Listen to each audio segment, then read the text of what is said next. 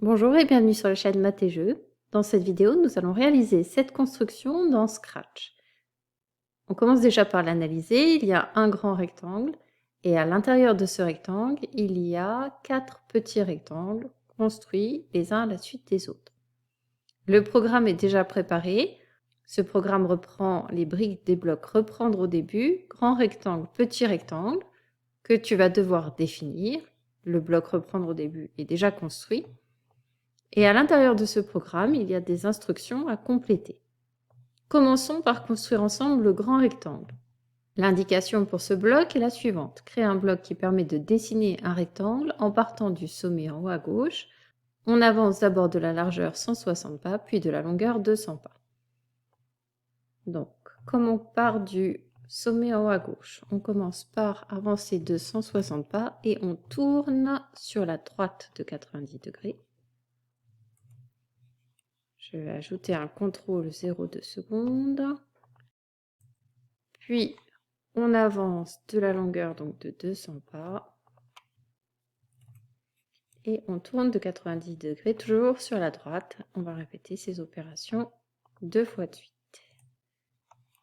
Je referme les instructions et je lance ce bloc. J'ai bien construit le grand rectangle. Passons maintenant au petit rectangle. Le petit rectangle, on va commencer par la largeur de 40 pas, puis la longueur de 50 pas, et on commence également par le sommet en haut à gauche. Je reprends donc toutes ces briques et je modifie simplement la longueur des pas. J'ai bien construit mon petit rectangle.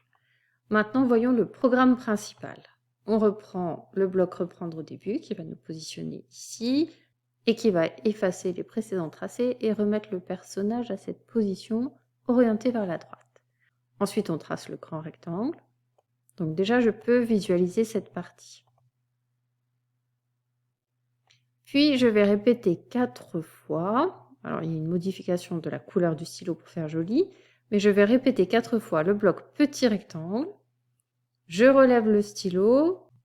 J'avance pour aller au sommet en haut à droite. Donc, j'avance de la largeur du rectangle, c'est-à-dire 40 pas. Puis, je tourne sur la droite de 90 degrés. Et enfin, j'avance de la longueur du rectangle, donc de 50 pas. Je vais me retrouver ici, prêt pour tracer l'autre rectangle, mais orienté vers le bas. Donc je m'oriente à nouveau à 90 degrés et je suis prêt à tracer l'autre rectangle. Il ne reste plus qu'à remettre le stylo en position d'écriture. Il semble que le programme soit terminé, je le lance.